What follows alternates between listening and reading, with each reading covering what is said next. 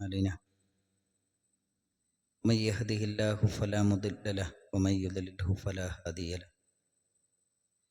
أشهد أن لا إله إلا الله وحده لا شريك له وأشهد أن محمدا عبده ورسوله أرسله بالهدى ودين الحق ليظهره على الدين كله ولو كره المشركون. اللهم صل على محمد وعلى آل محمد كما صليت على إبراهيم وعلى آل إبراهيم إنك حميد مجيد. اللهم بارك على محمد وعلى آل محمد كما باركت على إبراهيم وعلى آل إبراهيم إنك حميد مجيد. أما بعد فإن خير الكلام كلام الله وخير السنن سنن محمد صلى الله عليه وسلم وشر الأمور محدثاتها وكل محدثة بدعة وكل بدعة ضلالة وكل ضلالة في النار. أعوذ بالله من الشيطان الرجيم. يا أيها الذين آمنوا اتقوا الله حق تقاته ولا تموتن إلا وأنتم مسلمون. സ്നേഹസമ്പന്നരായ സഹോദരന്മാരെ, സഹോദരിമാരെ, സുഹൃത്തുക്കൾ, അല്ലാഹു സുബ്ഹാനഹു വ തആലയുടെ അപാരമായ അനുഗ്രഹത്താൽ പരിശുദ്ധ റമദാനിൻ്റെ ഏറ്റവും ഫളിലുള്ള ഈ ഒരു മാസത്തിൽ അള്ളാഹുവിന് ഏറ്റവും ഇഷ്ടപ്പെട്ട ഭവനത്തിൽ ഒരുമിച്ചു കൂടാൻ, ദീനീയായ കാര്യങ്ങൾ പഠിക്കാൻ നമുക്കൊരവസരം ലഭിച്ചിരിക്കുകയാണ്. അല്ലാഹു സുബ്ഹാനഹു വ തആല ഇതൊരു സ്വാലിഹായ അമലായി, നാളെ മീസാനിൽ കനംതൂങ്ങുന്നൊരു അമലായി നമ്മളിൽ നിന്ന് സ്വീകരിക്കുമാറാകട്ടെ. നമ്മുടെ നാടും നമ്മുടെ ചുറ്റുപാടും ഏറെ മാറിക്കൊണ്ടിരിക്കുന്ന ഒരു കാലത്താണ് നമ്മൾ ജീവിച്ചു കൊണ്ടിരിക്കുന്നത്. വളർന്നു വരുന്ന തലമുറ വലിയ ആശങ്കയോടുകൂടി നമ്മൾ നോക്കിക്കണ്ടുകൊണ്ടിരിക്കുകയാണ്. എവിടേക്ക് തിരിഞ്ഞാലും കൊള്ളയും കൊലപാതകങ്ങളും അക്രമങ്ങളും മാത്രമാണ്. മനുഷ്യന് സ്വസ്ഥതയും സമാധാനവും ലഭിക്കുന്ന ഒന്നും എവിടെയും കാണാനും കേൾക്കാനും കഴിയുന്നില്ല. എല്ലാവരും നിരാശയിലാണ്. ഇത്തരമൊരു സന്ദർഭത്തിൽ ഒരു മുസ്ലിം സ്വീകരിക്കേണ്ട സമീപനം എന്താണ് എന്ന് നമ്മൾ ഓരോരുത്തരും പഠിക്കേണ്ടതുണ്ട്, മനസ്സിലാക്കേണ്ടതുണ്ട്. കഴിഞ്ഞ ദിവസങ്ങളിൽ നടന്ന കൊലപാതകങ്ങൾ മനസാക്ഷി മരവിച്ചു പോകുന്ന കൊലപാതകമാണ്. ഇങ്ങനെ കുടുംബരംഗത്ത് നടന്നുകൊണ്ടിരിക്കുന്ന അക്രമങ്ങൾ ഇതൊന്നുമല്ല. ഓരോ ദിവസത്തെ വാർത്തകളും നമ്മളെ കണ്ണീര് കുടിപ്പിക്കുന്ന വാർത്തകളാണ്. ഇവിടെ ചില കാര്യങ്ങൾ നമ്മൾ തിരിച്ചറിയേണ്ടതുണ്ട്.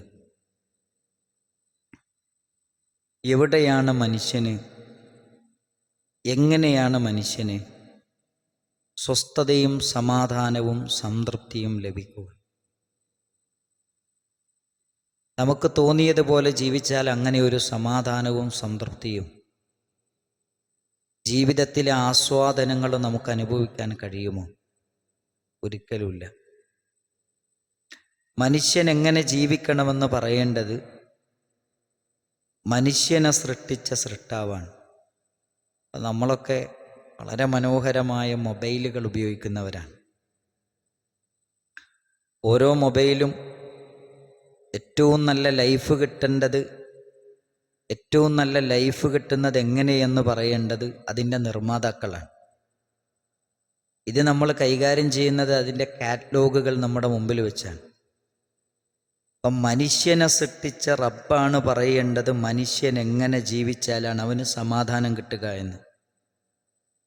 മനുഷ്യ മനസ്സിന് സംതൃപ്തി എപ്പോൾ ലഭിക്കുമെന്ന് പറയേണ്ടത്, എങ്ങനെ ലഭിക്കുമെന്ന് പറയേണ്ടത് പരിശുദ്ധ ഖുർആനാണ്, അള്ളാഹുവാണ്.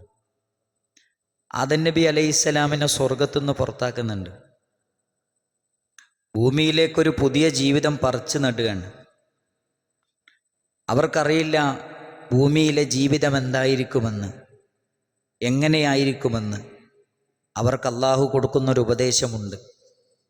മഹാനായ മുഹമ്മദ് മുസ്തഫ സല്ലല്ലാഹു അലൈഹി വസല്ലം നമുക്ക് ഓതിത്തന്നു. ഫഇമ്മാ യഅ്തിയന്നകും മിന്നീ ഹുദ, എന്നിൽ നിന്ന് വല്ല മാർഗദർശനവും നിങ്ങൾ പിൻപറ്റിയാൽ, വന്നെത്തിക്കഴിഞ്ഞാൽ, ഫമൻ തബിഅ ഹുദായ, ആരാണോ എൻ്റെ മാർഗദർശനത്തെ പിൻപറ്റിക്കൊണ്ട് ജീവിക്കുന്നത്, ഫലാ ഖൗഫുൻ അലൈഹിം വലാഹും യഹ്സനൂൻ, അവർ വ്യസനിക്കേണ്ടതില്ല, വേദനിക്കേണ്ടതില്ല, അവർക്ക് സംതൃപ്തകരമായ ജീവിതം ലഭിക്കുമെന്ന് പരിശുദ്ധ ഖുർആൻ. അടിസ്ഥാനപരമായി നമ്മൾ മനസ്സിലാക്കേണ്ട ഒരു കാര്യം എന്താ അറിയോ? ജീവിതത്തിൽ സ്വസ്ഥതയും സമാധാനമൊക്കെ കിട്ടണമെങ്കിൽ ഖുർആൻ പറഞ്ഞതുപോലെ ജീവിക്കണം. ഇതാണ് ആകത്തുക. ജീവിതത്തിൽ എവിടെയൊക്കെ അസ്വസ്ഥതകൾ നമ്മൾ അനുഭവിക്കുന്നുണ്ടോ, ജീവിതത്തിൽ എവിടെയൊക്കെ പ്രശ്നങ്ങൾ നമ്മൾ അനുഭവിക്കുന്നുണ്ടോ, മനസ്സിലാക്കേണ്ട ഏറ്റവും പ്രധാനപ്പെട്ട ഒരു കാര്യം എന്താ പറയുക? നമ്മൾ ഖുർആനിൽ നിന്ന് അകന്നു എന്നതാണ്. അതുകൊണ്ടാണ് ജീവിതത്തിൽ അസ്വസ്ഥതകൾ അനുഭവിക്കേണ്ടി വന്നത്. ഇപ്പോൾ ഞാൻ കഴിഞ്ഞ, എനിക്ക് ഓർമ്മയുണ്ട്, 2 കൊല്ലം മുമ്പ് നിങ്ങളുടെ പള്ളിയിൽ എൻ്റെ പ്രസംഗങ്ങളിലൊക്കെ പറയുന്നൊരു കാര്യമാണ്. ഖിയാമുൽ ലൈൽ നിസ്കരിക്കാൻ വേണ്ടി ഞങ്ങളുടെ പള്ളിയിൽ ഏകദേശം അത്യാവശ്യം നല്ല ആളുകൾ വരും. അങ്ങനെ ഏകദേശം ഒരു ഫാമിലി നിസ്കാരത്തിന് വന്ന ശേഷമൊക്കെ നിസ്കരിച്ച് പിന്നെ ഖുർആനൊക്കെ എടുത്ത് ഓതുകയാണ്. ഖിയാമുൽ ലൈൽ 2 മണി വരെ സമയമുണ്ട്. ഖിയാമുൽ ലൈൽ 2 മണിക്കാണ്. അങ്ങനെ ഏകദേശം ഒരു 11:45 ഭാര്യ വിളിക്കുകയാണ്. ഭാര്യ വിളിച്ചിട്ട് പറയുന്നത്,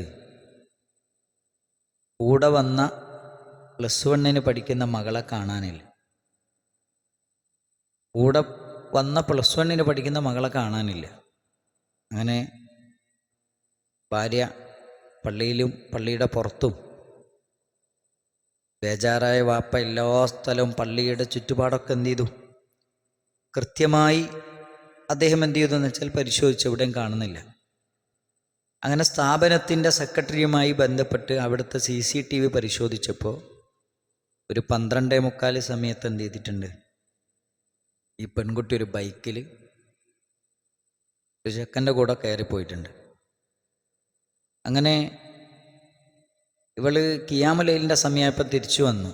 ഖിയാമുൽ ലൈലൊക്കെ കഴിഞ്ഞ് വീട്ടിലെത്തിയപ്പോൾ ആപ്പ ഇവളോട് ചോദിച്ചു, നീ എവിടെ ഇന്നലെ പോയെന്ന് ചോദിച്ചു. പറഞ്ഞു, ഞാൻ എവിടെയും പോയിട്ടില്ലല്ലോ. CCTV ദൃശ്യങ്ങൾ വാപ്പ എന്ത് ചെയ്തു, മോക്ക് കാണിച്ചു കൊടുത്തു. മകള് തല താത്തിയിരുന്നു. വാപ്പ കൊടുത്തു അടി, നന്നായിട്ട് അടിച്ചു.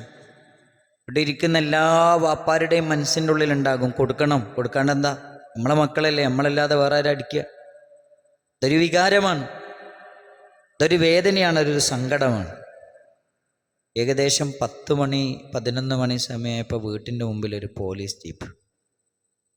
ആ മനുഷ്യൻ മിമ്പറിൻ്റെ ചോട്ടിലിരുന്ന് എൻ്റെ കൈ പിടിച്ച് പറഞ്ഞ വാചകം എന്താ പറയുക?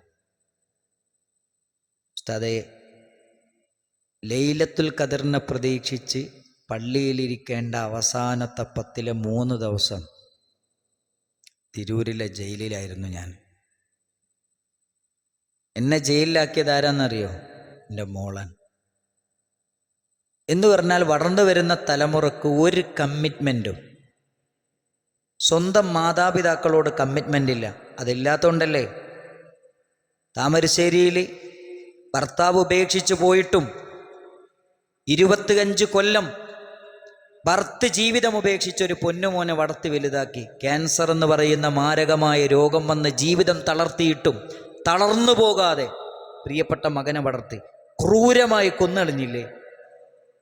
നിങ്ങൾ ആലോചിച്ച് നോക്കണം. ഒരു കമ്മിറ്റ്മെൻറ്റും മാതാപിതാക്കളോട് മക്കൾക്കില്ല,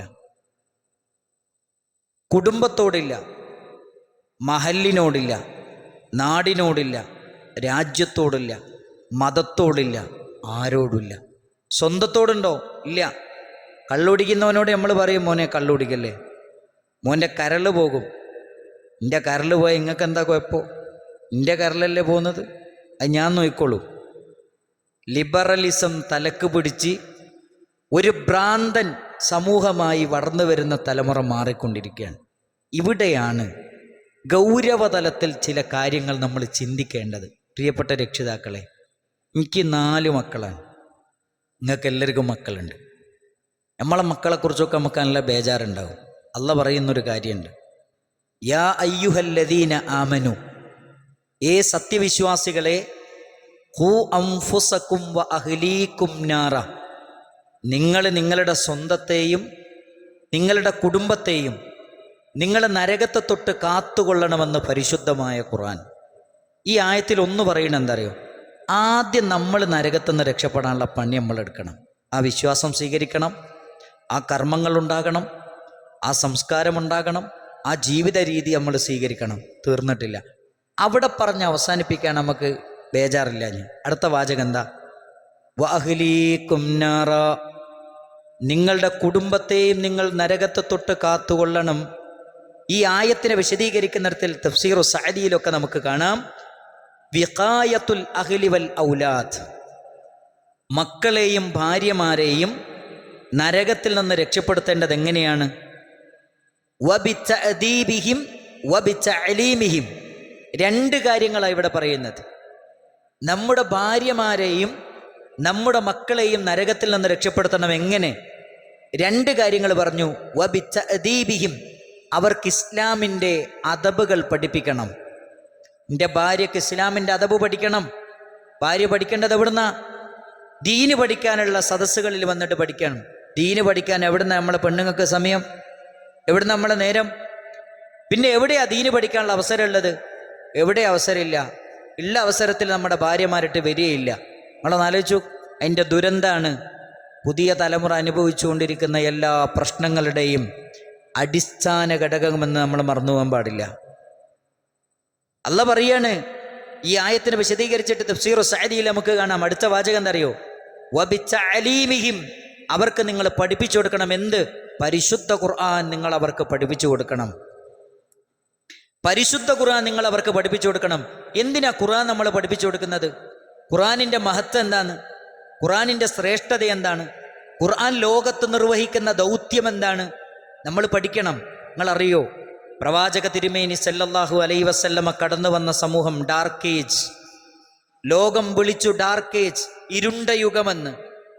WWW, വൈൻ വുമൺ വാർ, പെണ്ണിലും കള്ളിലും മദ്യത്തിലും യുദ്ധത്തിലുമായി ജീവിതത്തെ ബന്ധിപ്പിച്ചിരുന്ന ഒരു സമൂഹം.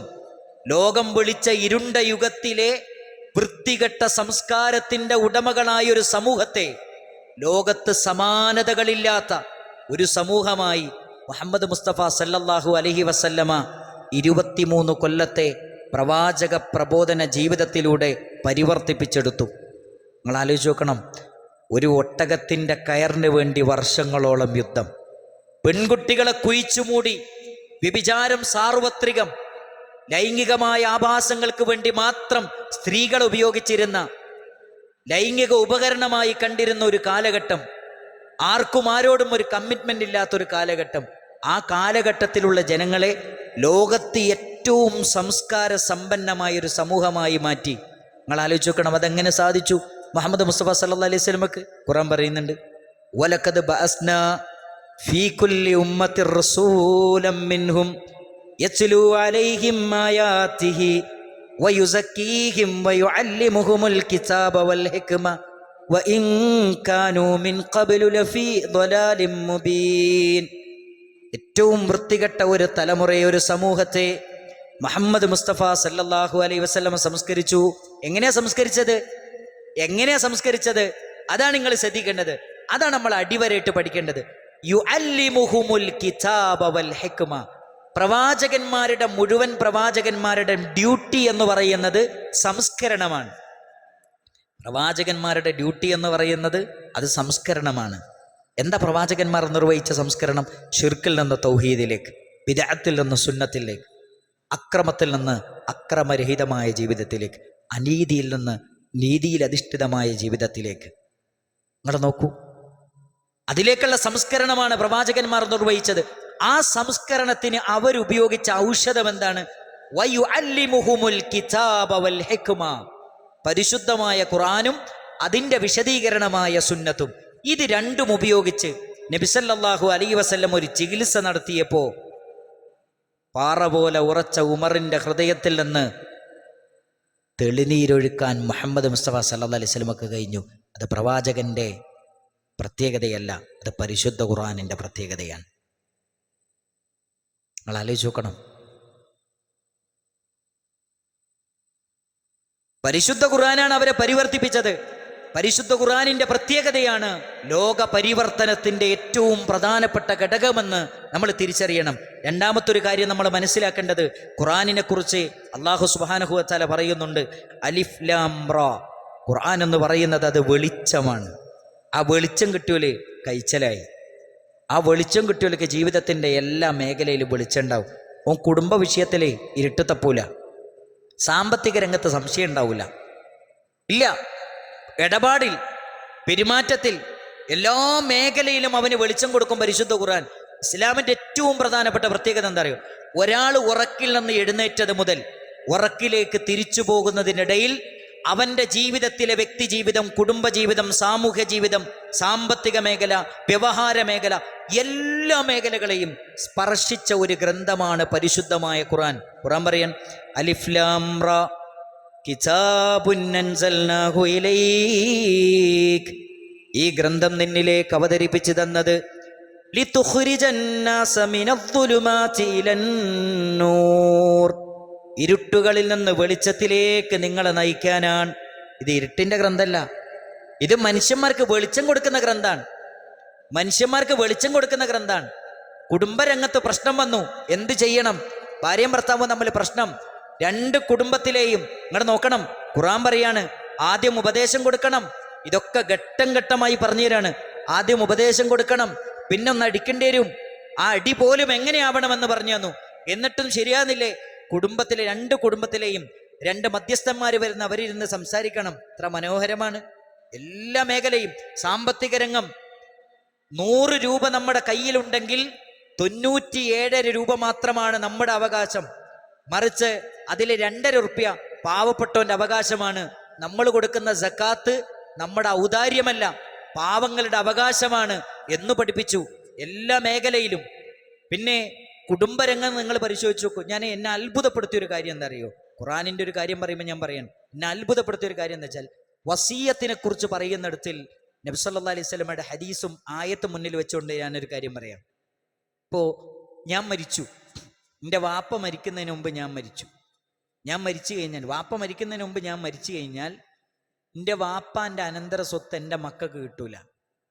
നിങ്ങളൊന്ന് ആലോചിച്ചു. ഞാൻ നേരത്തെ മരിച്ചു, എൻ്റെ വാപ്പാൻ്റെ അനന്തര സ്വത്ത് എൻ്റെ മക്കൾക്ക് കിട്ടൂല. എൻ്റെ മക്കൾ ആരാ സംരക്ഷിക്കേണ്ടത്? എൻ്റെ അഡ്രസ്സിലാണ് എൻ്റെ മക്കള്. എൻ്റെ വാപ്പയാണ്, വല്യാപ്പയാണ് മക്കളെ വല്യാപ്പ. എൻ്റെ വാപ്പയാണ് എന്ത് ചെയ്യണത്? മക്കളെ സംരക്ഷിക്കേണ്ടത്. അതിനെന്താ ഇസ്ലാം നിർവഹിച്ച ഒരു പരിഹാരം എന്താ അറിയോ? വല്യാപ്പ എന്ത് ചെയ്യണം? അനന്തര സ്വത്തിൽ അവകാശം കിട്ടാത്ത തൻ്റെ കുടുംബത്തിലെ താനല്ലാതെ സംരക്ഷിക്കാനില്ലാത്തവർക്ക് വേണ്ടി വസിയത്ത് എഴുതി വെക്കണം. എത്ര വസിയത്ത് എഴുതണം? 3/1 മുഹമ്മദ് മുസ്തഫ സല്ലല്ലാഹു അലൈഹി വസല്ലം. എന്നിട്ട് നബി തങ്ങൾ പറഞ്ഞു 3/1 തന്നെ അധികമാണ്.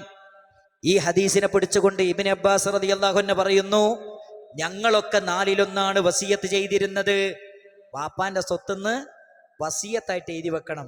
3/1 അല്ലെങ്കിൽ സ്വത്തിനെ 4ആയിട്ട് ഭാഗിക്കുക. അതിലൊരു ഭാഗം എൻ്റെ ഇന്ന മരിച്ച മോൻ്റെ മക്കൾക്ക് എഴുതി വെക്കുക. അത്ര മനോഹരാണ്. ഇന്നും അറിയാം, മലപ്പുറം ജില്ലയിൽ ഒരു മാനോക്ക് എന്നൊരു മനുഷ്യൻ്റെ, ഒരു സാമൂഹ്യ പ്രവർത്തകനാണ്.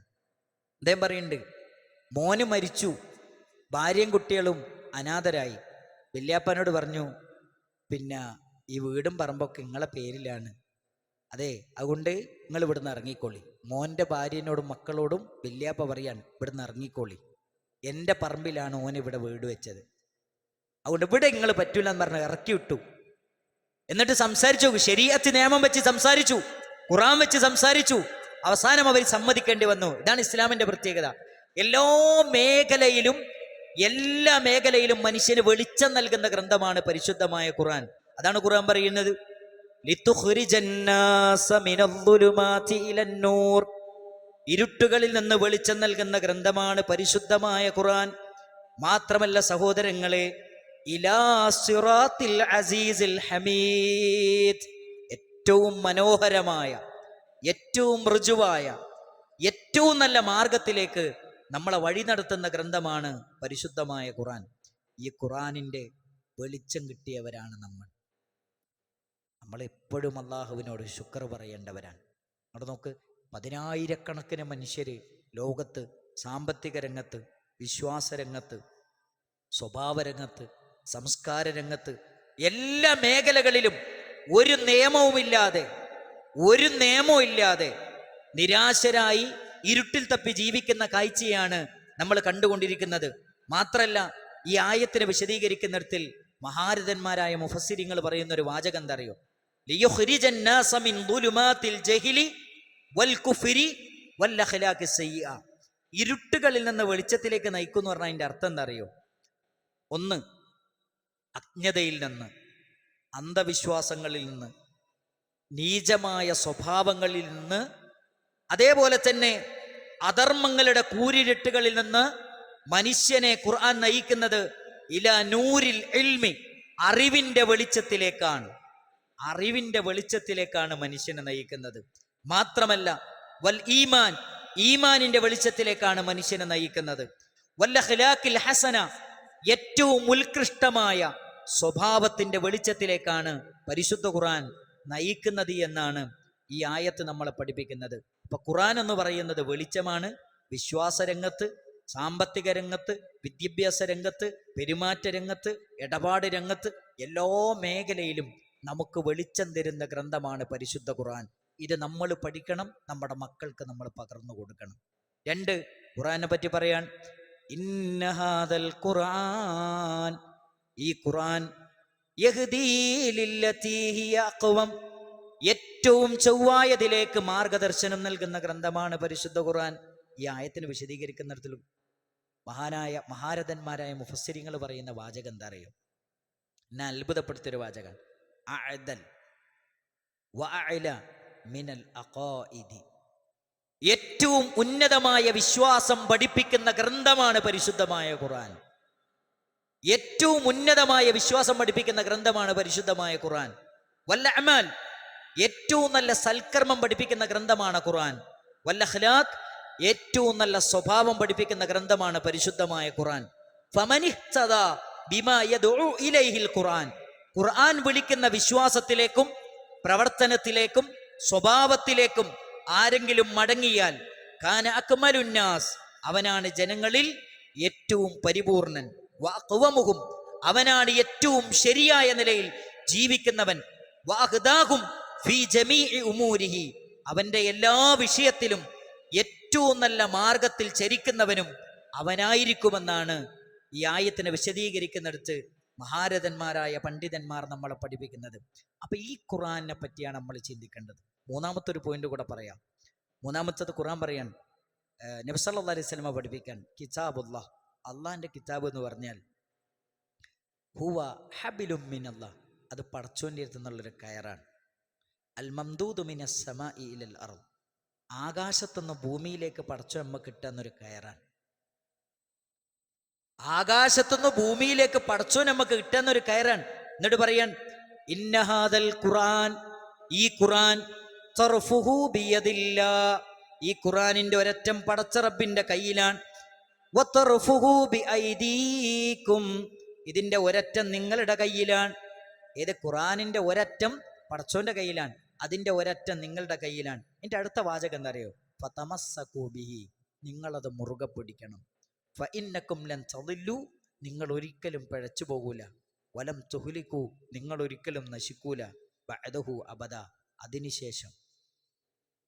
ഈ ഖുർആൻ അള്ളാഹു നിങ്ങൾക്ക് ഭൂമിയിലേക്ക് ഇട്ടെന്നൊരു കയറാൻ. അതിൽ നിങ്ങൾ മുറുകെ പിടിച്ചോ. പിടിച്ചാൽ നിങ്ങൾ തെറ്റിപ്പോകൂല, പിഴച്ചു പോകൂല.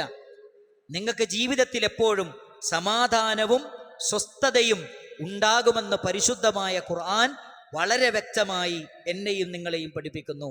ഈ ഖുർആൻ എന്നാണോ നമ്മുടെ ജീവിതത്തിൽ നിന്ന് നമ്മൾ ഒഴിവാക്കിയത്, അന്ന് ഖുർആനിന്റെ വെളിച്ചം നമുക്ക് നഷ്ടപ്പെട്ടു. അന്ന് ഖുർആനിൻ്റെ മാർഗദർശനം നമുക്ക് നഷ്ടപ്പെട്ടു. അന്ന് മുതൽ ഖുർആനിൻ്റെ ശിഫ നമുക്ക് നഷ്ടപ്പെട്ടു. അന്ന് മുതൽ ഖുർആനിൻ്റെ എല്ലാ നന്മയും നമുക്ക് നഷ്ടപ്പെട്ടു.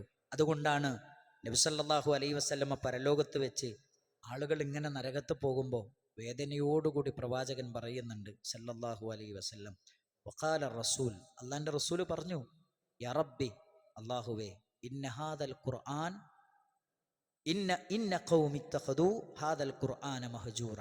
എൻ്റെ റബ്ബേ, എൻ്റെ സമൂഹം, എൻ്റെ ഉമ്മത്ത് ഈ ഖുർആനിനെ അഗണ്യ കോടിയിലേക്ക് തള്ളിക്കളഞ്ഞല്ലോ. നബി സല്ലല്ലാഹു അലൈഹി വസല്ലമ നിരാശപ്പെട്ടുകൊണ്ട് പറയും, അല്ലാഹുവേ, എൻ്റെ ഉമ്മത്ത് ഈ ഖുർആനിനെ അവഗണിച്ച് തള്ളിക്കളഞ്ഞല്ലോ. പാരായണം ചെയ്യാനോ പഠിക്കാനോ ചിന്തിക്കാനോ ജീവിതത്തിൽ പകർത്താനോ കഴിയാതെ ഈ ഖുർആനിനെ അവഗണിച്ച് തള്ളിക്കളഞ്ഞല്ലോ എന്ന് നബി സല്ലല്ലാഹു അലൈഹി വസല്ലമ പരലോകത്ത് വെച്ച് പറയുമെന്ന് അള്ളാഹുവിൻ്റെ റസൂൽ കരീം സല്ലല്ലാഹു അലൈഹി വസല്ലമ നമ്മളെ പഠിപ്പിക്കുന്നുണ്ട്. എന്നെ അത്ഭുതപ്പെടുത്തിയൊരു കാര്യം എന്താ അറിയോ? റസൂലുള്ളാഹി സ്വല്ലല്ലാഹു അലൈഹി വസല്ലമ പറയുന്നൊരു ഹദീസിൽ കാണാം, പരിശുദ്ധ ഖുർആനിനെ അള്ളാഹു ഉയർത്തും. അതെന്നാണ്? നബി സല്ലല്ലാഹു അലൈഹി വസല്ലമ പറയാൻ, പരിശുദ്ധ ഖുർആനിനെ അള്ളാഹു ഉയർത്തിക്കളയും. അതെന്നാണ്? അപ്പോൾ സ്വഹാബിമാർ പറയുന്നുണ്ട്, ഞങ്ങൾ ചോദിച്ചു അതെന്നാണ്? നബി സല്ലല്ലാഹു അലൈഹി വസല്ലമ പറഞ്ഞു, ഹത്താ ലാ യുദ്റ മസ്സല മസ്സിയാം മന്നുസുഖ് മസ്സദഖ. എന്താണ് നിസ്കാരമെന്നറിയാത്ത കാലമാണെന്ന്, എന്താണ് നോമ്പ്, എന്താണ് ഹജ്ജ്, എന്താണ് ഉംറ, എന്താണ് സദഖ എന്നറിയാത്തൊരു കാലം വന്നാൽ അള്ളാഹു പരിശുദ്ധ ഖുർആനിനെ ആകാശത്തിലേക്ക് ഉയർത്തും. ഒരക്ഷരം തേടി നിങ്ങൾ പിന്നാലെ പോയാൽ, ഒരായത്ത് തേടി നിങ്ങൾ പിന്നാലെ പോയാൽ നിങ്ങൾക്ക് കിട്ടൂല. ആകാശത്തിലേക്ക് അള്ളാഹു ഉയർത്തും. നമ്മളൊന്ന് ആലോചിച്ചു. ഇവിടെ ഇരിക്കുന്നവരോട് മനസ്സു തുറന്ന് ചോദിക്കുകയാണ് ഞാൻ, നിസ്കാരം ഇസ്ലാമിലെ ഏറ്റവും പ്രധാനപ്പെട്ട ഇബാദത്താണ്. നിസ്കാരത്തിന് എത്ര റുക്കിനുകളുണ്ട് എന്ന് ചോദിച്ചാൽ നമ്മളിൽ എത്ര പേർക്ക് മറുപടി പറയാൻ പറ്റും? നിസ്കാരത്തിൻ്റെ ഒരു റുക്കിന് നഷ്ടപ്പെട്ടാൽ സഹവിൻ്റെ സുജൂദ് മാത്രം മതിയോ? നിസ്കാരത്തിന് എത്ര വാജിബാത്തുകളുണ്ട്? വാജിബാത്തുകൾ നഷ്ടപ്പെട്ടാൽ സഹവിൻ്റെ സുജൂദ് മാത്രം മതിയോ? നമ്മളോട് ചോദിക്കുക, നമ്മളിൽ എത്ര പേർക്ക് അതറിയാം? അള്ളാൻ്റെ റസൂൽ സല്ലല്ലാഹു അലൈഹി വസല്ലം പറയാൻ, നിസ്കാരം എന്താണെന്നറിയാത്തൊരു, ഞാൻ ഒറ്റ ഉദാഹരണം പറയാം. നിസ്കാരത്തിൻ്റെ 14 റുക്കിനുകളിൽ ഒരു റുക്കിൻ എന്താ അറിയോ? തക്ബീറത്തുൽ ഇഹ്റാം, അല്ലാഹു അക്ബർ. ഇമാമിൻ്റെ കൂടെ നിസ്കരിക്കുകയാണെങ്കിൽ എന്ത് പറയണം? അല്ലാഹു അക്ബർ. ചില ആൾക്കാർ ഇമാം അല്ലാഹു അക്ബർ പറഞ്ഞിട്ടുണ്ട്, അതുകൊണ്ട് ഞാൻ പറയണ്ട, കിട്ടു. അയാളെ നിസ്കാരം ബാത്തിലാണ്. അയാൾ മാറ്റി നിസ്കരിക്കണം. വീണ്ടും തക്ബീറത്തുൽ ഇഹ്റാം കെട്ടി എന്ത് ചെയ്യണം? ചൊല്ലിയിട്ട് അയാൾ നിസ്കരിക്കണം. നിസ്കാരം ബാത്തിലാണ്. റുക്കിന് നഷ്ടപ്പെട്ടാൽ നിസ്കാരം ബാത്തിലാകും. സഹവിൻ്റെ സുജൂദ് കൊണ്ട് പരിഹരിക്കപ്പെടൂല. ഏതാണോ നഷ്ടപ്പെട്ടത് അത് ചെയ്തതിന് ശേഷമേ സഹവിൻ്റെ സുജൂദ് ചെയ്യാൻ പാടുള്ളൂ. ആളുകൾക്കറിയില്ല. അതാണ് നബി സല്ലല്ലാഹു അലൈഹി വസല്ലം പറയുന്നത്, ഖുർആൻ അറിയാത്തൊരു കാലം, നിസ്കാരം എന്താണെന്നറിയാത്തൊരു കാലം വന്നാൽ ഈ ഖുർആനിനെ അല്ലാഹു സുബ്ഹാനഹു വ തആല എന്ത് ചെയ്യും? ആകാശത്തിലേക്ക് ഉയർത്തും. അതുകൊണ്ട് പ്രിയപ്പെട്ടവരെ, പരിശുദ്ധ ഖുർആൻ നമ്മൾ പഠിക്കണം. പഠിക്കാൻ നമ്മൾ സന്നദ്ധരാകണം. റസൂലുള്ളാഹി സ്വല്ലല്ലാഹു അലൈഹി വസല്ലം പറയാൻ, നമ്മളെല്ലാവരും കേൾക്കുന്ന ഒരു ഹദീസാണ്, ഖൈറുക്കും മൻ തഅല്ലമൽ ഖുർആൻ വഅല്ലമഹു. പരിശുദ്ധ ഖുർആൻ പഠിക്കുകയും അത് പഠിപ്പിക്കുകയും ചെയ്യുന്നവനാണ് നിങ്ങളിൽ ഏറ്റവും ഉത്തമനെന്ന് മുഹമ്മദ് റസൂലുള്ളാഹി സല്ലല്ലാഹു അലൈഹി വസല്ലം. പഠനത്തിൻ്റെ പ്രത്യേകതയെക്കുറിച്ച്, പഠനത്തിൻ്റെ ശ്രേഷ്ഠതയെക്കുറിച്ച് പറയുന്ന ഒരുപാട് ഹദീസുകൾ നമുക്ക് കാണാം. നബി സല്ലല്ലാഹു അലൈഹി വസല്ലം പറയുന്നുണ്ട്, അള്ളാൻ്റെ പള്ളിയിൽ ഖുർആന് പഠിക്കാൻ വേണ്ടി ഒരുമിച്ച് കൂടി അവർ പരസ്പരം ഖുർആനിനെ കുറിച്ച് ചർച്ച ചെയ്യുന്നു. അള്ളാൻ്റെ റസൂൽ സല്ലല്ലാഹു അലൈഹി വസല്ലം പറയാൻ, ഇല്ലാ നസലത്ത് അലൈഹിമുൽ മലായിക ഇല്ലാ നസലത്ത് അലൈഹിമുസ് സകീന. അള്ളാഹുവിൻ്റെ സമാധാനം അവിടെ ഇറങ്ങുന്നതാണ് പ്രിയപ്പെട്ടവരെ. പടച്ചോന്റെ സമാധാനം അവിടെ ഇറങ്ങുന്നു. ഇനിയോ വാശിയത്തുഹുർ റഹ്മ, കാരുണ്യം അവരെ പൊതിയും. മാത്രമല്ല പ്രിയപ്പെട്ടവരെ, കാരുണ്യം അവരെ പൊതിയും. വഹഫത്തുഹുൽ മലായിക, മലക്കുകൾ അവരെ പൊതിയും. മാത്രമല്ല വദക്കറഹുമുല്ലാഹു ഫീമൻ ഇൻദ, അല്ലാഹു സുബ്ഹാനഹു വ തആല തൻ്റെ ദർബാറിൽ തൻ്റെ മലക്കുകളോട് നമ്മുടെ പേര് പറയും. ദീന് പഠിക്കുന്നവരുടെ, ഖുർആൻ പഠിക്കുന്നവരുടെ സദസ്സിൽ പങ്കെടുത്തവരുടെ പേര് അല്ലാഹു സുബ്ഹാനഹു വ തആല തൻ്റെ മുന്നിലിരിക്കുന്ന മലക്കുകളുടെ മുമ്പിൽ വെച്ച് നമ്മുടെ പേര് പറയും. അവിടെ നോക്ക്, ലോകസഭയിൽ നമ്മുടെ പേര് പരാമർശിക്കുകയാണ്. നമ്മൾ ചെയ്ത ഒരു സ്തുത്യർഹമായ ഒരു സേവനത്തിന് നമ്മുടെ പേര് പരാമർശിക്കാൻ എന്തൊരു റെസ്പെക്റ്റ്, എന്തൊരു ഇഷ്ടമായിരിക്കും നമുക്ക്, എന്തൊരു അഭിമാനമായിരിക്കും. പടച്ചോൻ്റെ കോടതിയിൽ നമ്മുടെ പേര് പറയാം. അതേതാ? ദീന് പഠിക്കുന്നവന്. അള്ളാന്റെ റസൂൽ സല്ലല്ലാഹു അലൈഹി വസല്ലം പറയുന്നുണ്ട്, എന്താ പറഞ്ഞെന്നറിയോ? ഇദാ മറർതും ബിരിയാദിൽ ജന്ന, നീ റിയാദുൽ ജന്നയുടെ അടുത്തുകൂടെ നടന്നു പോവുകയാണെങ്കിൽ ആ റിയാദുൽ ജന്നയിലൊന്ന് കയറി ആസ്വദിച്ചിട്ട് പോകണമെന്ന് മുഹമ്മദ് മുസ്തഫ സല്ലല്ലാഹു അലൈഹി വസല്ലം റസൂലുള്ളാഹി പറയാ. റിയാദുൽ ജന്നന്റെ അടുത്തുകൂടെ പോകുമ്പോൾ അവിടെ ഒന്ന് കയറിയിട്ട് ആസ്വദിച്ച് പോകണം. അപ്പൊ സഹാബിമാര് ചോദിച്ചു, വമാ റിയാദുൽ ജന്ന, ഏതാണ് നബിയെ റിയാദുൽ ജന്ന? അപ്പൊ നബി സല്ലല്ലാഹു അലൈഹി വസല്ലം പറഞ്ഞു കൊടുക്കണം. എന്താ പറഞ്ഞു കൊടുക്കുന്ന അറിയോ? ഹൽഖുൽ ഖുർആനിൽ കരീം, അത് ഖുർആൻ പഠിപ്പിക്കുന്ന സദസ്സാണ്. നമ്മുടെ നാട്ടിൽ QHLS ഉണ്ട്, നമ്മളില്ല. നമ്മളുണ്ട്, ഭാര്യയില്ല, ഭാര്യയുണ്ട്, മക്കളില്ല. അങ്ങനെയല്ല, നമ്മളെല്ലാവരും ഒന്നിച്ച്. എത്ര മനോഹരമാണ് മുഹമ്മദ് മുസ്തഫ സല്ലല്ലാഹു അലൈഹി വസല്ലമയുടെ സദസ്സ്.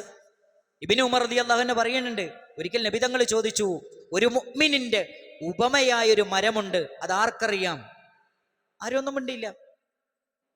തിരിച്ചു വരുമ്പോ അബ്ദുല്ലാഹി ഇബ്നു ഉമർ റളിയല്ലാഹു അൻഹു ഉമർ ബിൻ ഖത്താബ് റളിയല്ലാഹു അൻഹുവിനോട് പറയാണ്, പാ റസൂലുള്ളാഹി ചോദിച്ചില്ലേ ഒരു മുഅ്മിനിന്റെ ഉപമ ഏത് മരാന്ന്? എനിക്കറിയേനു, അത് ഈത്തപ്പനയാണ്. അപ്പൊ ഉടനെ തന്നെ വാപ്പ ചോദിച്ചു, എടാ എനിക്കൊന്ന് പറഞ്ഞൂടായിരുന്നോ? നിങ്ങൾ നോക്ക്, സ്നേഹത്തിൽ മോനോട് ചോദിക്കാം, മോനതൊന്ന് പറഞ്ഞൂടായിരുന്നോ? എന്നാ ആ ആളുകളുടെ മുമ്പിൽ വെച്ച് എനിക്കൊരു അഭിമാനമായിരുന്നില്ലേ എൻ്റെ മോന് ദീനിന്റെ വിഷയത്തിൽ എല്ലാരേക്കാളും മുന്നിലാന്ന് എനിക്കൊരു അഭിമാനത്തോടു കൂടി എനിക്കവിടെ ഇരിക്കായിരുന്നല്ലോ, മോനത് പറഞ്ഞൂടായിരുന്നു. അപ്പൊ പറയാണ്, ഈ കിബാറു സഹാബത്തിന്റെ മുന്നിൽ വെച്ചിട്ട് ഞാനത് പറയുമ്പോൾ അതൊരു അദബ് കേടാന്ന് വിചാരിച്ചിട്ട് പറയാതിരുന്നാണ്. അപ്പൊ എന്തൊക്കെയാ ഉള്ളത്? വാപ്പുണ്ട്, മോനുണ്ട് സദസ്സിൽ, എല്ലാരും വരണം. ഏത് എല്ലാരും വരണം? നിങ്ങൾ നോക്ക്, ജമാഅത്ത് നിസ്കാരത്തിന് നമ്മൾ ആണുങ്ങൾ മാത്രം, വാപ്പ മാത്രം, മക്കളില്ല, ശരിയാവൂല. എല്ലാരും വരണം, ഭാര്യനെ കൊണ്ടുവരണം, മക്കളെ കൊണ്ടുവരണം, എല്ലാവരും ദീന് പഠിക്കുന്നിടത്ത് എല്ലാവരും വേണം. നമ്മുടെ പ്രിയപ്പെട്ട ഉമ്മമാരാണ് ഏറ്റവും പ്രധാനമായി ദീന് പഠിപ്പിക്കേണ്ടവർ. കാരണം എന്താ അറിയോ? ഒരു നല്ല കുട്ടീനെ കുറിച്ച് ലോകത്ത് ചർച്ച ചെയ്ത ഗ്രന്ഥങ്ങൾ മുഴുവൻ നിങ്ങൾ പരിശോധിച്ചോളൂ. നല്ല കുട്ടി എന്ന ലോകത്ത് എഴുതപ്പെട്ട ഗ്രന്ഥങ്ങൾ മുഴുവൻ നിങ്ങൾ പരിശോധിച്ചോ. നല്ല കുട്ടി വേണമെങ്കിൽ നല്ല ഉമ്മ വേണമെന്നാണ്.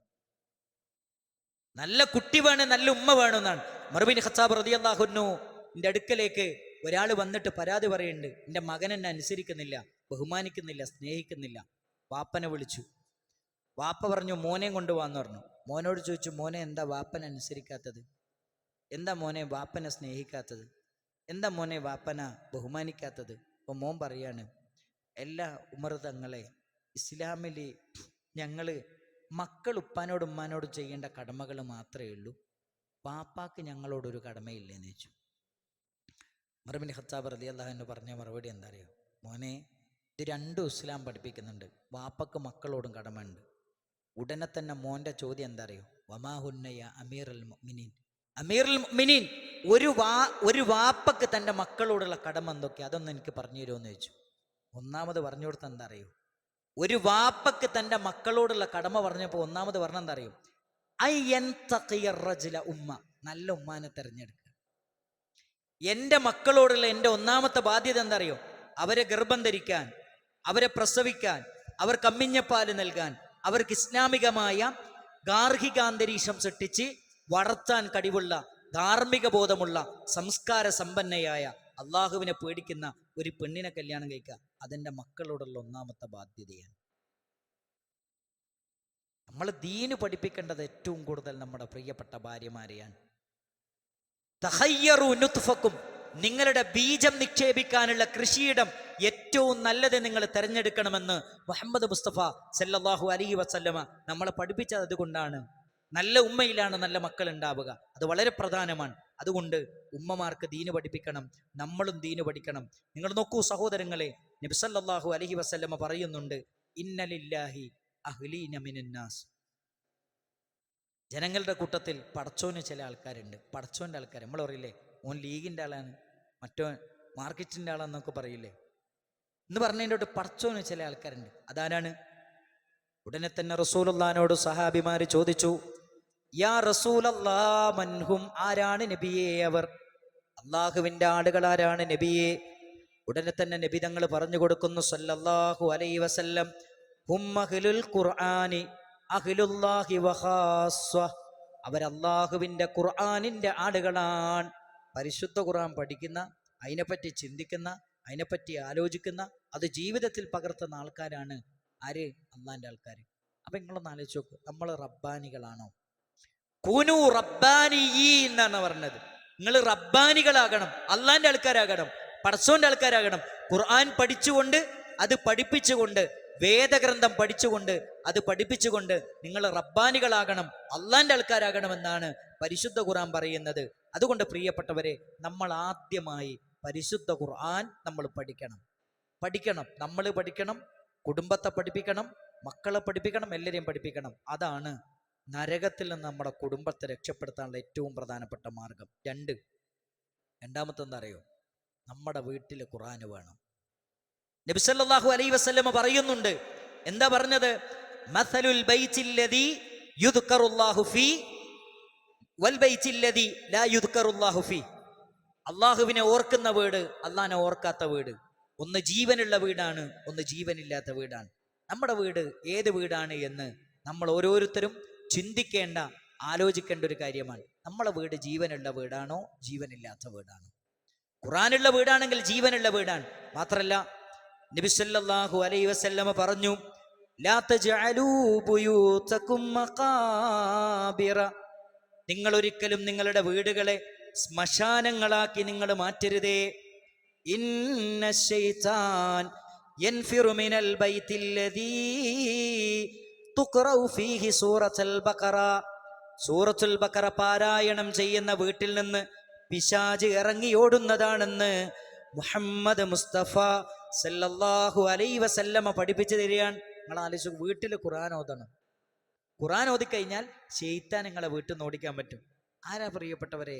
നമ്മുടെ ശത്രു ആരാ നമ്മളെ ശത്രു? അല്ലേ? നിങ്ങൾ ആലോചിച്ച് നോക്കണം, നമ്മുടെ ശത്രു ശൈത്താനാണ്. ഇന്ന ശൈത്താന ലക്കും അദുവ്വും മുബീൻ. ഏത്? ശൈത്താൻ ഒരു ശത്രുവല്ല, ശത്രു മാത്രമല്ല, അദുവ്വും മുബീൻ, അവൻ വ്യക്തമായ ശത്രുവാണ്. നമ്മളൊക്കെ ജീവിതത്തിൽ ഏതൊക്കെ ശത്രുക്കൾ ഉണ്ടെങ്കിലും അവരൊക്കെ മിത്രങ്ങളായി വരാൻ സാധ്യതയുണ്ട്. ഒരു കുഴപ്പമില്ല, അവരൊക്കെ ഘട്ടം ഘട്ടമായിട്ട് അവർ നമ്മളെ മിത്രങ്ങളായി വരും, അതിലൊന്നും കുഴപ്പമില്ല. പക്ഷേ അള്ള പറയാണ്, ഖിയാമത്ത് നാൾ വരെ നിങ്ങളെ ശത്രു എന്ന് പറഞ്ഞാൽ ആരാണ്? അത് ശൈത്താനാണ്. അവൻ ശത്രുവാണ്. അവൻ മിത്രമായി നിങ്ങളുടെ അടുത്ത് സമീപിക്കും, നിങ്ങളോട് പലതും അങ്ങനെ പറഞ്ഞു തരും. പക്ഷെ അവനെ എന്ത് ചെയ്യരുത്?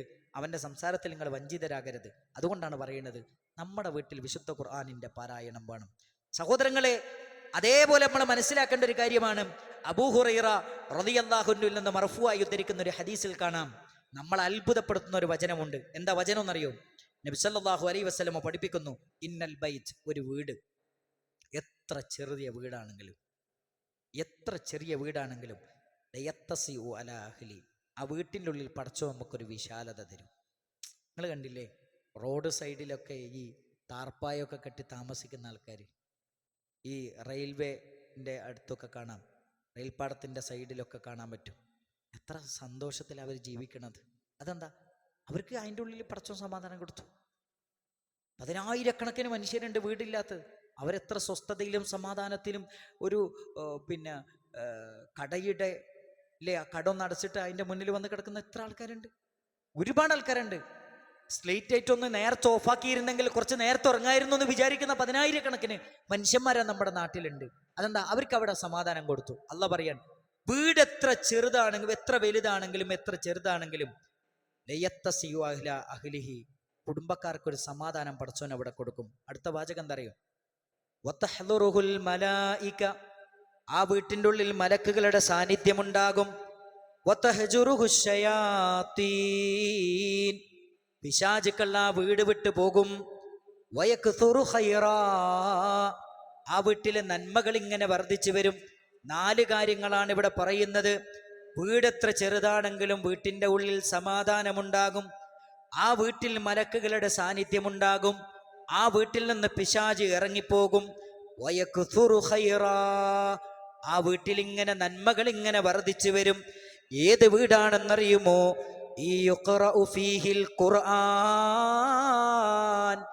പരിവർത്തനത്തിന്റെ പടപ്പാട്ട് പാടിയ പരിശുദ്ധ ഖുർആൻ, ആ പരിശുദ്ധ ഖുർആനിനെ പാരായണം ചെയ്യുന്ന വീടാണത്. നിങ്ങൾ ആലോചിക്കണം, ഖുർആൻ ഓതുന്ന വീട് എത്ര ചെറിയ വീടാണെങ്കിലും അതിൽ പടച്ചോൻ ബറക്കത്ത് കൊടുക്കും. അവിടെ മലക്കുകളുടെ സാന്നിധ്യം ഉണ്ടാകും. ശൈത്താന്മാർ ആ വീട്ടിൽ നിന്ന് പോകും. ആ വീട്ടിൽ അള്ള നന്മകൾ ഇങ്ങനെ വർദ്ധിപ്പിച്ചെടുക്കും. ഒരു വാടക വീട്ടിലായിരുന്നു താമസിച്ച്, ആടെ സമാധാനം കൊടുത്തു. പടച്ചോൻ എന്ത് ചെയ്തു? മക്കളൊക്കെ വലുതാക്കി, ജോലിയൊക്കെ കിട്ടി, നല്ല ജോലി കിട്ടി. ഒരു 5 സെന്റ് സ്ഥലം വാങ്ങി, ഒരു 10 സെന്റ് സ്ഥലം വാങ്ങി, ചെറിയൊരു വീട് വെച്ച്, ഒറ്റനില വീട്. കുറച്ച് കഴിഞ്ഞപ്പോൾ മതിലൊക്കെ കെട്ടി, ഒരു വാഹനം എടുത്ത് അതിൻ്റെ മുകളിൽ 2ാമത്തെ നില ഉണ്ടാക്കി. ഇത്ര മനോഹരാണ്. അത് പടച്ചോൻ കൊടുക്കുന്നതാണ്. ഇതെങ്ങനെ കൊടുക്കുന്നതെന്നറിയോ? ആ വീട്ടിൽ ഖുർആൻ പാരായണുണ്ടോ, പടച്ചോന്റെ സഹായം ഉണ്ടാവും, ഉറപ്പാണ്. അത് വെറുതെ പറയല്ല. ഇനി ഹദീസിന്റെ ബാക്കി ഭാഗം എന്താ അറിയോ? വഇന്നൽ ബൈത്ത്, വീടെത്ര വിശാലമായ വീടാണെങ്കിലും, അമ്പരചുംബികളായ വീടാണെങ്കിലും, ലയദീഖു അലാ അഹ്ലിഹി, ആ വീട്ടിന്റെ ഉള്ളിൽ ഖബറിന് സമാനമായ ജീവിതമാണ്. വതഹ്ജുറുഹുൽ മലായിക, ആ വീട്ടിൽ നിന്ന് മലക്കുകൾ ഇറങ്ങിപ്പോവുകയാണ്. ആ മലക്കുകൾ ആ വീടിനെ ഉപേക്ഷിച്ച് പോകുന്നതാണ്. വതഹ്ദുറുഹു ശയാത്തീൻ, പിശാചുക്കളുടെ സാന്നിധ്യമുള്ള വീടാണത്. വയഖില്ലു ഖൈറാ, ആ വീട്ടിൽ ഇങ്ങനെ നന്മകൾ കുറഞ്ഞു കുറഞ്ഞു വരികയാണ്. അത്യാവശ്യം നല്ല തറവാടാണ്, അത്യാവശ്യം നല്ല പേര് കേട്ട തറവാടാണ്, അത്യാവശ്യം നല്ല സമ്പത്തും പറമ്പും വരേൻ, അത്യാവശ്യം നല്ല ഏരിയ ഒക്കെ ഉണ്ട്. എന്ത് ചെയ്യും? ഓരോന്ന് വിറ്റ് വിറ്റ് വിറ്റ് വിറ്റ് വിറ്റ് അവസാനം എന്ത് ചെയ്യും? വാടകപ്പുര പോയി താമസിക്കേണ്ട അവസ്ഥ. നിങ്ങളൊന്നാലോചിച്ച്. വയഖില്ലു ഖൈറ, നന്മകൾ ഇങ്ങനെ കുറഞ്ഞു കുറഞ്ഞു കുറഞ്ഞു വരും. ഏത് വീടാണത്? അല്ലാ യുഖറഉ ഫീഹിൽ ഖുർആൻ, പരിശുദ്ധ ഖുർആൻ പാരായണം ചെയ്യാത്ത വീടാണത്. 2 കാര്യം നമ്മൾ പഠിച്ചു: ഖുർആൻ ഓതുന്ന വീടിന്റെ ബർക്കത്തും ഓതാത്ത വീടിന്റെ അവസ്ഥയും. അപ്പൊ നമ്മുടെ വീട് ഏത് വീടാന്ന് നമ്മൾ എന്ത് ചെയ്യണം? നമ്മൾ ഓരോരുത്തരും ആലോചിക്കണം. മാത്രമല്ല, വീടുമായി ബന്ധപ്പെടുമ്പോൾ നമ്മൾ ശ്രദ്ധിക്കണം മറ്റൊരു കാര്യം എന്താ അറിയും? എപ്പം നമ്മൾ വീട്ടിൽ കയറുകയാണെങ്കിലും ബിസ്മില്ല എന്ന് ചൊല്ലിയിട്ടേ കയറാവും. എപ്പം നമ്മൾ ഭക്ഷണം കഴിക്കുകയാണെങ്കിലും ബിസ്മില്ല ചൊല്ലിയിട്ടേ ഭക്ഷണം കഴിക്കാവൂ. നബി സല്ലല്ലാഹു അലൈഹി വസല്ലം പറയാണ്, ഒരാൾ വീട്ടിലേക്ക് പ്രവേശിക്കുന്നു ബിസ്മി ചൊല്ലി, ഭക്ഷണം കഴിക്കുമ്പോൾ ബിസ്മി ചൊല്ലുന്നു, പിശാച് പറയും ലാ മബീത ലക്കും വലാ അശാ, ഇന്ന് നിങ്ങൾക്ക് ഇവിടെ താമസിക്കാനോ ഇവിടെ തിന്നാനോ ഭക്ഷണമില്ല, സൗകര്യമില്ല. അപ്പൊ ശൈത്താൻ ഊണും ഉറക്കവും കൊടുത്തിട്ട് എല്ലാ സൗകര്യവും നമ്മളെ വീട്ടിൽ ചെയ്തു കൊടുക്കുന്ന ഒരവസ്ഥ ഒരിക്കലും ഉണ്ടാകരുത്. ശൈത്താൻ നമ്മുടെ മുഖ്യ ശത്രുവാണ്. ഉമ്മനെയും മക്കളെയും തെറ്റിക്കാനുള്ള പണി അവൻ ചെയ്യും, ഭാര്യനെയും ഭർത്താവിനെ തെറ്റിക്കാനുള്ള പണി അവൻ ചെയ്യും. നന്മയുടെ മാർഗത്തിൽ നിന്ന് എങ്ങനെയൊക്കെ തെറ്റിക്കാൻ പറ്റും അങ്ങനെയൊക്കെ പണിയൊക്കെ ചെയ്യും. അങ്ങനത്തെ ഒരാൾ നമ്മളെ വീട്ടിൻ്റെ ഉള്ളിൽ നമ്മൾ കയറ്റരുത്. കയറ്റാതിരിക്കാൻ നമ്മൾ ചെയ്യേണ്ടത് ഖുർആൻ ഓതുക. അത് നമ്മൾ എന്ത് ചെയ്യണം? പതിവാക്കാൻ നമുക്ക് എന്ത് ചെയ്യണം? സാധിക്കേണ്ടതുണ്ട് എന്നാണ് ഈ ഒരു അവസരത്തിൽ ഓർമ്മപ്പെടുത്താനുള്ളത്. 3ാമത്തെ ഒരു കാര്യം എനിക്ക് പറയാനുള്ളത്, പ്രിയപ്പെട്ടവരെ, പരിശുദ്ധ ഖുർആൻ അത് നമ്മൾ പാരായണത്തിലൂടെ അതിൻ്റെ പുണ്യം മനസ്സിലാക്കി ഈ റമദാൻ ഏറ്റവും നന്നായി നമ്മൾ ഉപയോഗപ്പെടുത്തണം. ഒരു പ്രാവശ്യമെങ്കിലും ഖുർആൻ പൂർണ്ണമായി ഓതിത്തീർക്കാൻ നമുക്ക് കഴിയണം. നമുക്കെന്താ പ്രശ്നം? 21ാം നൂറ്റാണ്ടിൽ ഏറ്റവും വലിയ അസുഖം എന്താണെന്ന് ചോദിച്ചപ്പോൾ മോഡേൺ സയൻസ് പറഞ്ഞത് സമയമില്ല എന്നുള്ളത്. ആർക്കും സമയമില്ല. എന്നാ നമുക്ക് സമയം ഉണ്ടാകുക? എന്നാ നമുക്കൊക്കെ സമയം ഉണ്ടാകുക ഖുർആൻ ഓതാൻ? നമ്മൾ ഖുർആൻ ഓതാൻ സമയം കണ്ടെത്തണം. എന്താ അറിയോ? ഒറ്റ കാര്യം പറയാം, ഇത് പറഞ്ഞ് അവസാനിപ്പിക്കും. നാളെ പരലോകത്തെ അള്ളാഹിൻ്റെ കോടതിയിൽ നമ്മളൊക്കെ ഹാജരാകും. അള്ളാഹിൻ്റെ കോടതിയിൽ, അള്ളാഹിൻ്റെ കോടതിൻ്റെ ഒരു പ്രത്യേകത എന്താ അറിയോ? അവിടെ ഒരാളും ഒരാൾക്ക് വേണ്ടി റെക്കമെൻഡ് പറയാനുണ്ടാകില്ല. ഒരാളുടെ റെക്കമെൻഡ് പടച്ചോ സ്വീകരിക്കൂല. യൗമ യഫിറുൽ മർഉ മിൻ അഖീഹി, സഹോദരൻ നമ്മളിൽ നിന്ന് ഓടിപ്പോകും, നമ്മുടെ ഭാര്യ നമ്മളിൽ നിന്ന് ഓടിപ്പോകും, നമ്മുടെ മാതാപിതാക്കൾ നമ്മളിൽ നിന്ന് ഓടിപ്പോകും. ആരും കുടുംബക്കാരും നമ്മളിൽ ഉണ്ടാവില്ല. എല്ലാവരും പരസ്പരം ശത്രുക്കളാകും. എത്രത്തോളം എന്നറിയോ? അല്യൗമ നഖ്തിമു അലാ അഫ്വാഹിഹിം, വായക്ക് സീല് വെക്കും. വതുകല്ലിമുന ഐദീഹിം, കൈകൾ നമുക്കെതിരെ സംസാരിക്കും, കാലുകൾ നമുക്കെതിരെ സാക്ഷി പറയും. എത്രത്തോളം എന്നറിയോ? നമ്മുടെ തൊലിയില്ലേ, തൊലി നമുക്കെതിരെ സംസാരിക്കും. നമ്മൾ തൊലിനോട് ചോദിക്കുക, എന്താ ചോദിക്കാന്നറിയോ? ലിമ ശഹിത്തും അലൈന, എന്തിനാണ് തൊലിയെ എനിക്കെതിരെ നീ സംസാരിക്കുന്നത്? തൊലിനോട് നമ്മൾ ചോദിക്കും, എന്തിനാ തൊലിയെ എനിക്കെതിരെ നീ സംസാരിക്കുന്നത്, നിനക്ക് വേണ്ടിയിട്ടല്ലേ ഞാനിതൊക്കെ ചെയ്തത് എന്ന് നമ്മൾ ചോദിക്കും. അപ്പൊ തൊലി പറയുന്നത് എന്തറിയോ? ലോകത്തുള്ള എല്ലാ ജീവജാലങ്ങളെയും സംസാരിപ്പിച്ചവനാണ് എന്നെ സംസാരിപ്പിച്ചത്, അതുകൊണ്ട് എനിക്ക് സംസാരിക്കാതിരിക്കാൻ പറ്റൂല. അപ്പൊ തൊലി നമുക്കെതിരെ, കൈകള്, കാലുകള്, തൊലി, ശരീരത്തിലെ മുഴുവൻ എല്ലുകളും നമുക്കെതിരെ സംസാരിക്കും. ശരീരത്തിലെ മുഴുവൻ മാംസങ്ങളും നമുക്കെതിരെ സംസാരിക്കും. ശരീരത്തിലെ 2 തുടകൾ നമുക്കെതിരെ സംസാരിക്കും. എല്ലാവരും നമുക്കെതിരെ പരലോകത്ത്. ഒരാളും നമുക്ക് വേണ്ടി സംസാരിക്കാനില്ല. അവിടെ റസൂലുള്ളാഹി സ്വല്ലല്ലാഹു അലൈഹി വസല്ലം പറയാണ്, ഇഖ്റഊൽ ഖുർആൻ, നിങ്ങൾ പരിശുദ്ധ ഖുർആനിനെ പാരായണം ചെയ്യണം. ഫഇന്നഹു യഅതി യൗമൽ ഖിയാമ, അത് നാളെ പരലോകത്ത് കടന്നു വരും. ശഫീഅൻ ലി അസ്ഹാബിഹി, ഖുർആനിന്റെ ആളുകൾക്ക് റെക്കമെൻഡ് പറയാൻ ആര് വരും? ഖുർആൻ വരും. ആലോചിച്ചു, എല്ലാവരും ശത്രുക്കളാകുന്ന പരലോകത്ത് നമുക്ക് വേണ്ടി സംസാരിക്കാൻ വരുന്നത് ആരാ? ഖുർആൻ. ഖുർആൻ ഓതുന്നതിന് നമുക്ക് തടസ്സാരാ? ഭാര്യ, മക്കള്, ഓല കാര്യങ്ങൾക്ക് വേണ്ടി നമ്മൾ ഓടുകയാണ്. എന്നിട്ട് നമ്മളെ ഖുർആൻ ഓത്ത് നിന്നത്. എന്നാൽ ഇവരാരെങ്കിലും നാളെ പരലോകത്ത് നമുക്ക് വേണ്ടി സംസാരിക്കാൻ ഉണ്ടാവോ? ഇല്ല. ഇവരൊക്കെ നമുക്കെതിരാണ്. അവിടെ നമുക്ക് സംസാരിക്കാനുണ്ടാകുക ആരാണ്? ഖുർആനാണ്. ആ ഖുർആൻ നമുക്ക് വേണ്ടി സംസാരിക്കുമെന്നാണ് റസൂലുള്ളാഹി സ്വല്ലല്ലാഹു അലൈഹി വസല്ലം പറയുന്ന മറ്റൊരു ഹദീസിൽ കാണാം, ഇഖ്റഊ, നിങ്ങൾ പാരായണം ചെയ്യണം, അസ്സഹ്റാവൈൻ, 2 പുഷ്പങ്ങൾ നിങ്ങൾ പാരായണം ചെയ്യണം. ഏതാ 2 പുഷ്പങ്ങൾ? സൂറത്തുൽ ബഖറ വ ആല ഇംറാൻ. സൂറത്തുൽ ബഖറയും ആല ഇംറാൻ. ഫഇന്നഹു തഅതി യൗമൽ ഖിയാമ, അത് നാളെ പരലോകത്ത് കടന്നു വരും. 2 മേഘപാളികളെ പോലെ, 2 പക്ഷിക്കൂട്ടങ്ങളെ പോലെ നാളെ പരലോകത്ത് കടന്നു വരും. എന്നിട്ട് നിങ്ങൾക്ക് വേണ്ടി റബ്ബിനോട് തർക്കിക്കും, നമുക്ക് വേണ്ടി റബ്ബിനോട് തർക്കിക്കും. വേറെ ഹദീസിൽ എന്താ ഉള്ളതെന്നറിയോ?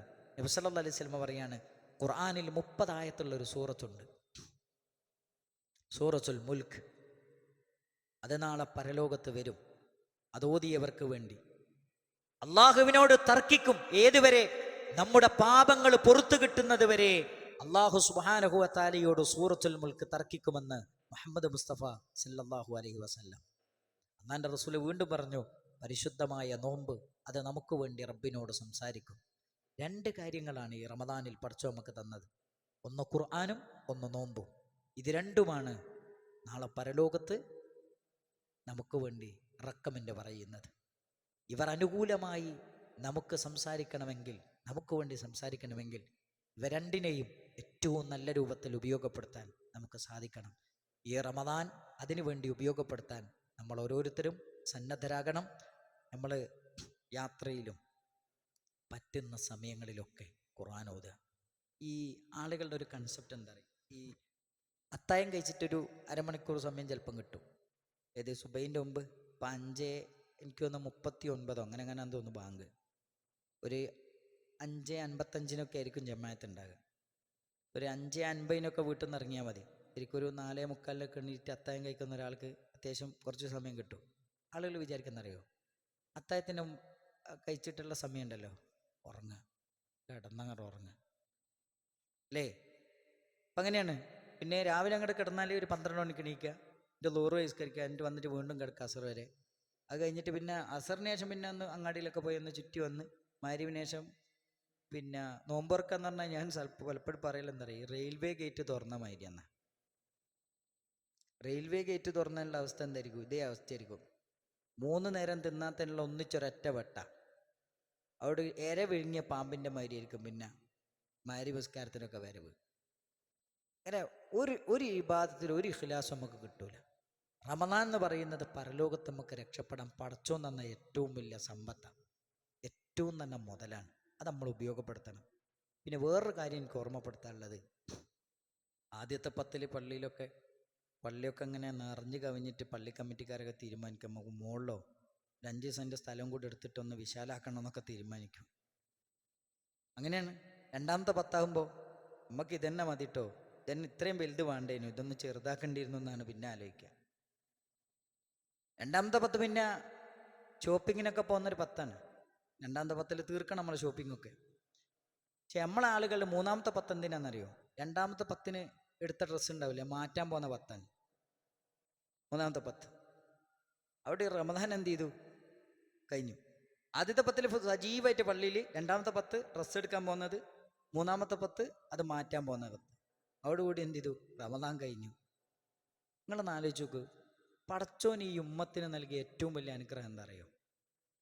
റസൂലുള്ളാഹി സ്വല്ലല്ലാഹു അലൈഹി വസല്ലം പറയുന്നുണ്ട്, ഒരു അമലി ചെയ്താൽ 10 ഇരട്ടി കൂലി മുതൽ 700 ഇരട്ടി വരെ കൂലിയാണ്. തൗറാത്ത് നൽകപ്പെട്ടവർ, ഇഞ്ചീൽ നൽകപ്പെട്ടവർക്ക് അവർ ഒരു അമലി ചെയ്താൽ ഒരു കൂലിയേ ഉള്ളൂ.